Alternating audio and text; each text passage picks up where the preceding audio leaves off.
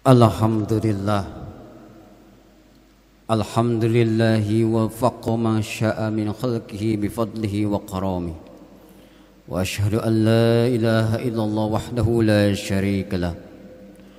Wa ashhadu anna Muhammadan habibana Muhammadan abduhu wa rasuluh. Allahumma salli wa sallim wa barik ala sayyidina Muhammadin wa ala alihi wa sahbihi wa mawala. Ayyuhal hadirun, usikum wa nafsi bitaqwallah faqad fazal muttaqun. Wa qala Allah ta'ala fil Qur'anil Karim, a'udzu billahi minasy syaithanir rajim. Ya ayyuhallazina amanu taqullaha wal tanzur nafsum ma qaddamat lighad. Wattaqullaha innallaha khabirum bima ta'malun. Alhamdulillah wa syukru ala ni'amillah. Pada siang kali ini kita masih diberikan kesempatan dan kesehatan sehingga dapat melaksanakan rangkaian salat berjamaah di tempat yang insyaallah penuh dengan keberkahan Allah Subhanahu wa taala, meski tidak dalam kondisi seperti biasanya. Hadirin rahimakumullah, hari berganti hari, bulan demi bulan telah kita lalui hingga tahun 2020 pun berakhir.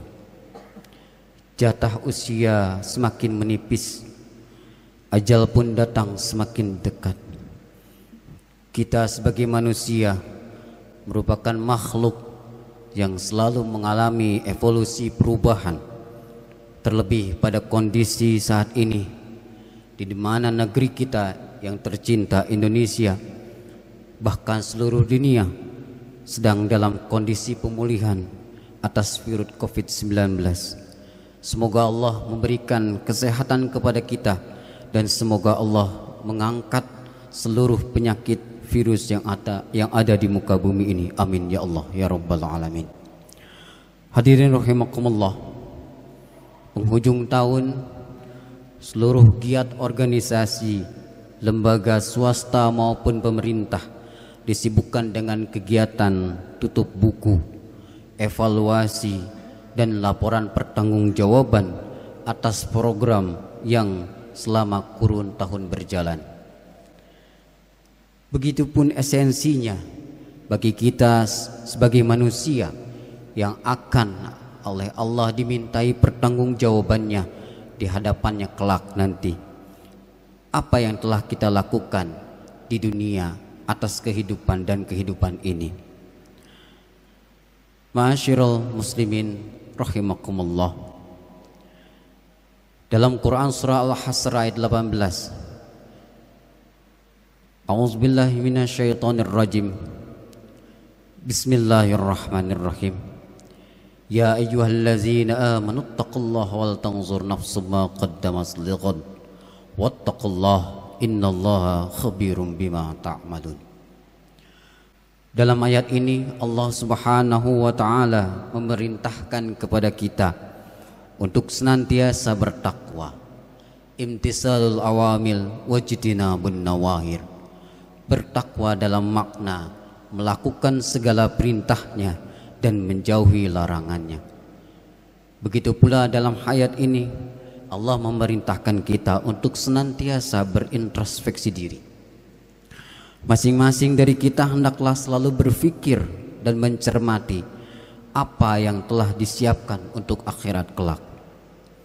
Jika telah berbuat baik dan beramal soleh, maka hendaklah kita memuji Allah Subhanahu wa taala atas kemurahannya dan tetaplah beristiqamah, konsisten dalam kebaikan sepanjang hayat kita. Namun apabila hingga hari ini, hingga saat ini kita masih berbuat salah, berbuat maksiat, menyakiti, mencaci, memaki, terlebih hari ini bangsa kita Indonesia tercinta memasuki revolusi industri 4.0, di mana semua aktivitas kita akan tidak terlepas dari robot teknologi. Oleh karena itu, pada kondisi hari ini, seluruh teknologi yang ada dapat memudahkan seluruh aktivitas keseharian kita. Namun di sisi lain juga pada kondisi hari ini manusia bisa menjadi lebih baik atau bahkan sebaliknya. Karena pada perkembangan teknologi yang ada saat ini, seseorang bisa menghancurkan orang lain, seseorang bisa menghancurkan bangsa dan negaranya tanpa dia harus turun ke lapangan, tanpa dia harus bercucuran darah dan keringat. Cukup dengan dia memegang gadget smartphone, maka dia akan bisa menghancurkan dunia yang ada di genggamannya. Apabila sekarang kita masih melakukan perbuatan-perbuatan yang tidak baik, perbuatan-perbuatan maksiat, maka kemudian mari beristighfar, memohon ampun kepada Allah dan memperbaiki hati. Karena di akhirat kelak tidak bermanfaat harta dan keturunan serta apapun jua, kecuali orang-orang yang memasuki kehidupan akhirat dengan hati yang bersih. Hadirin rahimakumullah yang dimuliakan oleh Allah Subhanahu wa taala. Di akhirat kelak kita akan dihisab, dimintai pertanggungjawaban atas pendengaran, penglihatan dan hati. Karena hati adalah pemimpin anggota tubuh, maka perbuatan-perbuatan anggota badan kita sejatinya mencerminkan apa yang ada dalam hati kita. Iza solha solha jasada kulluhu wa iza fasadat jasada kulluhu. Apabila hatinya baik, maka anggota tubuhnya pun akan baik. Begitu pula sebaliknya apabila hatinya rusak, maka rusak pula anggota tubuhnya. Hadirin rahimakumullah, dalam kesempatan kali ini mari kita mengambil pelajaran dalam kurikulum Allah Subhanahu wa taala bahwa ada 6 sifat yang dibenci oleh Allah Subhanahu wa taala. Mari kita berintrospeksi, bermuhasabah, apakah hati kita sudah bersih dan terhindar dari 6 sifat tersebut, atau sebaliknya, nauzubillah summa nauzubillah. Keenam hal tersebut, keenam sifat tersebut sebagaimana disampaikan dalam sebuah hadis yang diriwayatkan oleh Ibnu Hibban dari Abu Hurairah radhiyallahu anhu, bahwasanya Rasulullah sallallahu alaihi wasallam bersabda, innallaha la yubghidu, sesungguhnya Allah membenci seseorang yang memiliki 6 sifat. Yang pertama adalah ja'zorihin, yakni orang yang takabur atau orang sombong. Sombong yang dimaksud dalam hadis ini adalah orang yang menolak kebenaran atas apa yang disampaikan oleh orang lain, meskipun ia tahu bahwa hal tersebut adalah benar. Namun karena sang penyampai berita, sang penyampai kebenaran tersebut lebih muda usianya, lebih miskin hartanya, lebih rendah status sosialnya, atau karena faktor lain, hingga ia menolak kebenaran yang telah disampaikan. Padahal apabila sekarang kita flashback melihat sejarah dalam Al-Quran, dalam sirah Nabawiyah, bahwasannya Fir'aun tidaklah binasa kecuali karena sifat takaburnya. Fir'aun telah begitu banyak melihat mukjizat Nabi Musa alaihi salatu wassalam, namun ia tidak beriman kepada Nabi Musa lantaran salah satunya bisikan dari Hamam, sang perdana menteri Fir'aun saat itu. Dia berkata kepada Fir'aun, jika engkau beriman kepada Musa, maka engkau akan menjadi hamba, sementara ini hari ini kau telah menjadi Tuhan.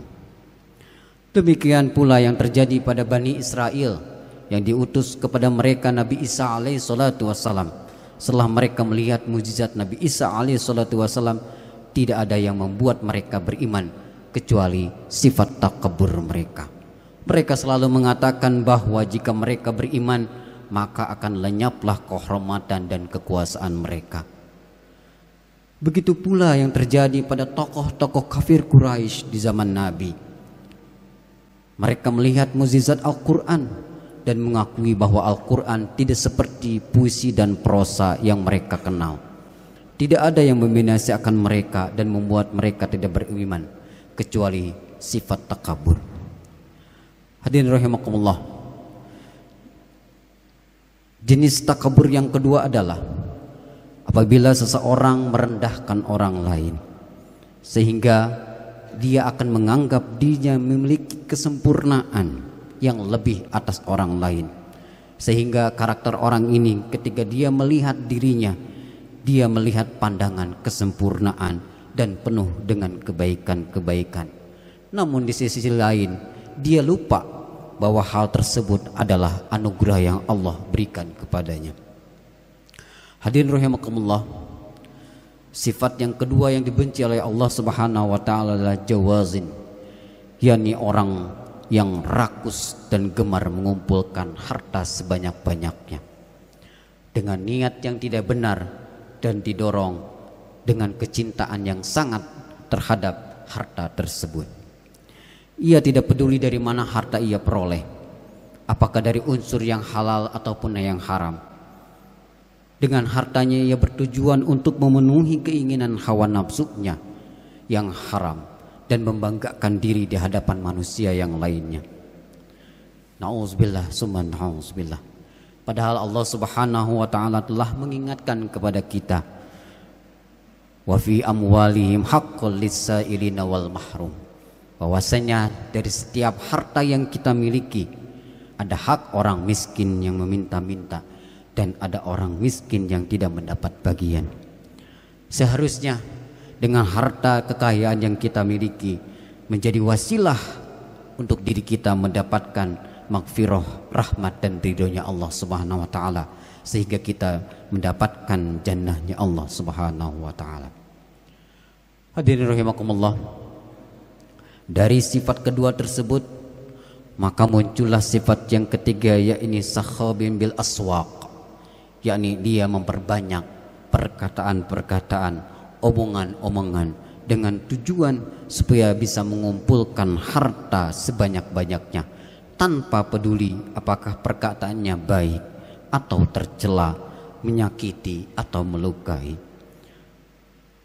14 abad yang lalu kita mengingat ada sebuah hadis, aksaru khotoya ibni adamin min lisanihi, bahwasannya kebanyakan dosa seorang Bani Adam, anak cucu Adam adalah min lisanihi, ada pada lisannya. Hadirin rahimakumullah, apabila sekarang kita melihat bahwa esensinya apabila kita seorang muslim, maka dia harus menyajikan kesejukan, menyajikan perdamaian bagi yang lain dengan lisan dan tangannya. Man salimal muslimuna min lisani wa yadihi. Hadirin rahimakumullah, adapun sifat yang selanjutnya yang dibenci oleh Allah Subhanahu wa taala ialah apabila seseorang yang dia menghabiskan waktu malamnya untuk tidur, tidak dimanfaatkan untuk taqarrub, qiyamul lail, zikir, doa, salawat dan amalan-amalan lainnya, sehingga dia lupa bahwa tugas dia adalah mentaqarrubkan diri, mengabdikan diri kepada Allah Subhanahu wa taala. Semoga kita dapat berupaya semaksimal mungkin memaksimalkan diri kita, bangun di malam hari dan beribadah mentaqarrubkan diri kepada Allah Subhanahu wa taala. Hadirin rahimakumullah, sifat yang kelima adalah himaru bin nahar, yakni orang yang dia hanya berpikir tentang mengkonsumsi berbagai menu makanan dan banyak menikmati berbagai kemewahan hidup. Dia lebih mengedepankan kehidupan duniawi, namun dia lupa akan hak dan kewajibannya dia, yakni beribadah kepada Allah Subhanahu wa taala. Dan yang terakhir, sifat yang dicela, yang tercela di hadapan Allah Subhanahu wa taala adalah alimi bi amri dunya, jahidi bi amril akhirah, adalah orang yang dia memahami berbagai disiplin ilmu pengetahuan, sains, hukum, budaya, teknologi, namun ia kurang memahami, bahkan tidak memiliki pengetahuan ukhrawi. Ia mengetahui bagaimana cara mencari dan mengumpulkan harta kekayaan yang bersifat duniawi, akan tetapi dia tidak memiliki pengetahuan bagian ilmu agama yang fardu ain setidaknya, yang oleh para ulama disebut dengan ilmu dini daruri, ilmu agama yang pokok. Padahal Rasulullah SAW telah menyampaikan talabul ilmi faridah ala kulli muslimin, bahwa sesungguhnya mencari ilmu itu adalah wajib bagi kaum muslimin, baik laki-laki ataupun perempuan. Dan 14 abad yang lalu pun kita mengenal sebuah hadis, man arada dunya fa'alaihi bil ilmi. Apabila sekarang kita ingin menguasai dunia, fa'alaihi bil ilmi, maka kuasailah dunia dengan ilmu. Wa man aradal akhirah fa'alaihi bil ilmi. Dan apabila sekarang kita ingin menguasai kehidupan akhirat, mendapatkan rahmat dan ridhonya Allah, fa'alaihi bil ilmi, maka kuasai kehidupan tersebut dengan ilmu. Waman aradahuma, dan apabila sekarang kita ingin bahagia dunia dan akhirat, fa'alaihi bil ilmi, maka kita harus memiliki kuncinya, yakni ilmu. Hadirin rahimakumullah, setelah kita memiliki ilmu pengetahuan, ada entry point dari itu, yakni akhlak, karakter yang mulia. Apabila sekarang kita telah memiliki ilmu namun kita tidak mengamalkan keilmuan yang telah kita miliki, na'udzubillah summa na'udzubillah, maka kita akan dihinakan oleh Allah di dunia maupun di akhirat kelak. Ma'asyiral muslimin rahimakumullah. Di akhir khutbah ini, khatib mengutip sebuah nasihat dari Sayyidina Ali karamallahu wajhah yang dilansir dalam kitab Nasuhul Ibad karya Ibnu Hajar Al-Asqalani. Beliau menyampaikan pesan baik untuk kita tentunya. Kun indallah khairun nas. Jadilah kalian manusia yang paling baik di sisi Allah. Memaksimalkan diri menjadi manusia yang paling baik di hadapan Allah Subhanahu wa taala. Wa kun indan nafs syarrun nas. Dan jadilah kalian manusia yang paling jelek, paling hina dalam pandangan diri sendiri. Sehingga ketika kita menyadari bahwa diri kita tidak baik, kurang baik, maka kita akan menjadi motivasi ke depan menjadi lebih baik dan melakukan kebaikan-kebaikan yang lebih baik lagi. Dan yang ketiga, waqun indan nas rajulan minan nas. Jadilah manusia biasa di hadapan manusia yang lain. Ketika kita melakukan proses interaksi sosial, maka seyogianya, sebaiknya kita menjadi orang yang tawadu, orang yang rendah hati, tidak menjadi tinggi hati, sombong, takabur dan lain sebagainya. Terakhir, Rasulullah memberikan pesan kepada kita 14 abad yang lalu, bahwasannya al-kaisu mandana nafsahu wa amila lima ba'dal maut. Rasul memberikan pesan dan baik tentunya untuk kita.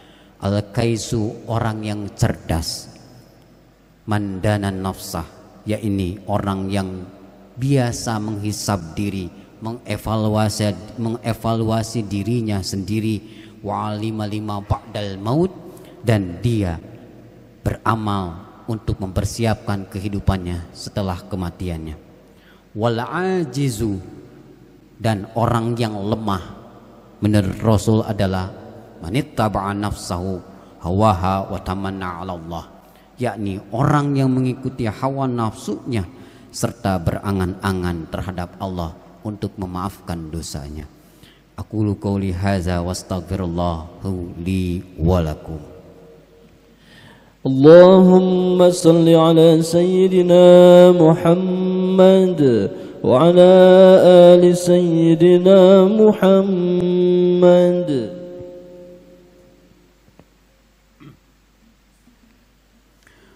Alhamdulillah, alhamdulillahillazi wa kafa, wassalatu wassalamu nabiyul mustafa wa ala alihi ahli sidqi wal wafa. Allahumma salli ala sayyidina Muhammadin wa ala alihi wa sahbihi wa barik wa sallim. Ayyuhal hadirun usikum wa nafsi bitaqwallah faqad fazal muttaqun. Wa qala Allah ta'ala fil Qur'anil Karim, a'udzu billahi minasy syaithanir rajim. Bismillahirrahmanirrahim. Wal 'asr innal insana lafi khusr innal ladzina amanu wa 'amilus solihati wa tawassaw bil haqq wa tawassaw bis sabr. Hadirin rahimakumullah, pada khutbah yang kedua kali ini mari kita berdoa kepada Allah Subhanahu wa taala. Semoga kita diberikan kesehatan, semoga kita diberikan usia yang panjang sehingga kita dapat mengumpulkan begitu banyak kebaikan-kebaikan dan berbuat banyak kebaikan-kebaikan untuk bekal kita di akhirat kelak. Dan mudah-mudahan segala virus yang ada di muka bumi oleh Allah segera diangkat kembali, karena dalam sebuah kaidah ilmu tauhid, masya Allahu kana wa man lam yasha'u lam yakun. Semua terjadi karena kehendak Allah, dan mudah-mudahan Allah mendengar jeritan doa kita. Allahumma sholli wa sallim wa barik, amin ya Allah ya rabbal alamin.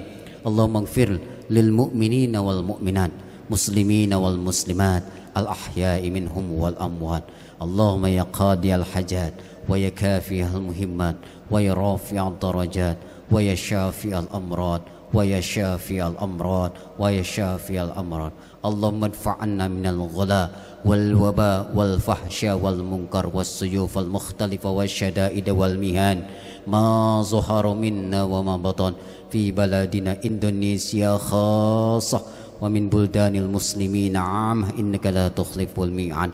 Rabbana atina fid dunya hasanah wa fil akhirati hasanah wa qina azabannar. Walhamdulillahi rabbil alamin. Ibadallah, innallaha ya'murukum bil adli wal ihsan wa ita'izil qurba wa yanha 'anil fahsya'i wal munkar wal baghi ya'izukum la'allakum tadhakkarun. Wa la dzikrullahi akbar. Astaghfirullah li wa